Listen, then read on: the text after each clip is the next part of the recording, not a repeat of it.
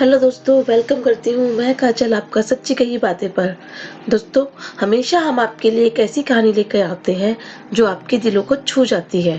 तो आज भी हम एक ऐसी कहानी लेकर आए हैं, एक बेटी के मायके से ससुराल के सफ़र की कहानी, जो आपके दिलों को ज़रूर छुएगी। इसे एंड तक ज़रूर सुनिए और कमेंट बॉक्स में हमें ज़रूर बताइए कि आपको हमारी कहानी कैसी लगी। आशा जी की आंखें बरस पड़ती हैं।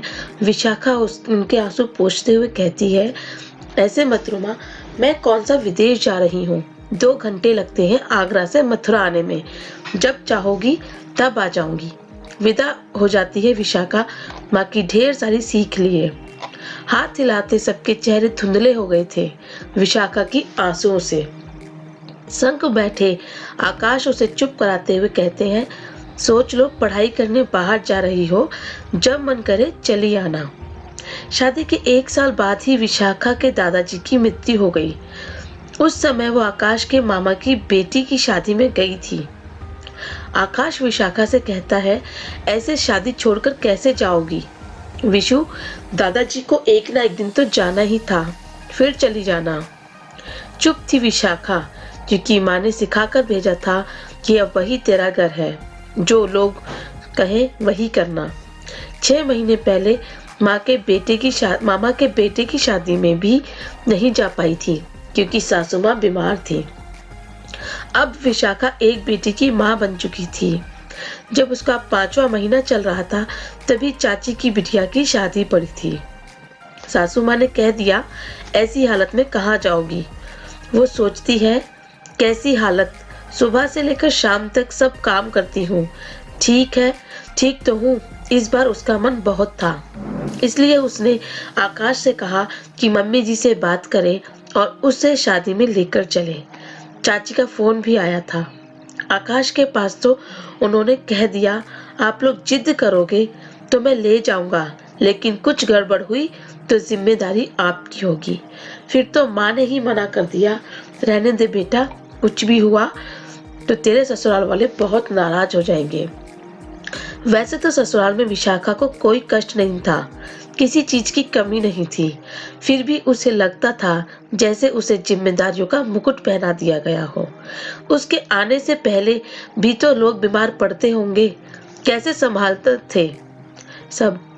उसके आने से पहले भी तो उनके घर में शादी ब्याह पड़ते होंगे, तो आज अगर वो किसी समारोह में ना जाकर अपने मायके के समारोह में चली जाएगी तो क्या गलत हो जाएगा।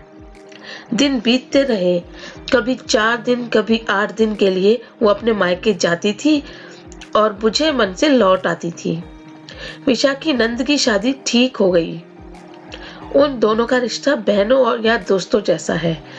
अपनी नंद सुरभि की वजह से ही उसे ससुराल में कभी अकेलापन नहीं लगा। सुरभि की शादी होने से विशाखा जितनी खुश थी उतनी ही उदास भी थी। उसके बिना ससुराल का कल्पना भी उसकी आंखों में आंसू भर देती थी। विशाखा ने शादी की सारी जिम्मेदारी बहुत अच्छे से संभाल ली थी। उसको दूसरा बच्चा होने वाला था। 4थे महीने की प्रेगनेंसी है, फिर भी वो बाहर घर का काम कर रही है। सभी रिश्तेदार विशाखा की सास से कह रहे हैं, बड़ी किस्मत वाली है जो विशाखा जैसी बहू पाई है। शादी का दिन भी आ गया। आज विशाखा की आंसू रुक नहीं रहे थे। दोनों नंद भाभी एक दूसरे को पकड़कर रो रही थी। तभी विशाखा की सास उसे समझाते हुए कहती है, ऐसे मत रो बेटा, कोई विदेश थोड़ी ही जा रही है, जब चाहे तब आ जाना। तब सुरभि कहती है, नहीं माँ, जब दिल चाहे तब नहीं आ पाऊंगी। वो पूछती है, ऐसे क्यों कह रही हो बेटा, माँ के पास क्यों नहीं आ पाओगी तुम। सुरभि कहती है, कैसे आऊंगी, हो सकता है जब मेरे आने का मन करे तब ससुराल में कोई बीमार पड़ जाए, कभी किसी की शादी पड़ जाए, या कभी मेरा पति ही कह दे कि तुम अपने रिस्क पे जाओ। कुछ भी हुआ तो मुझसे मत कहना।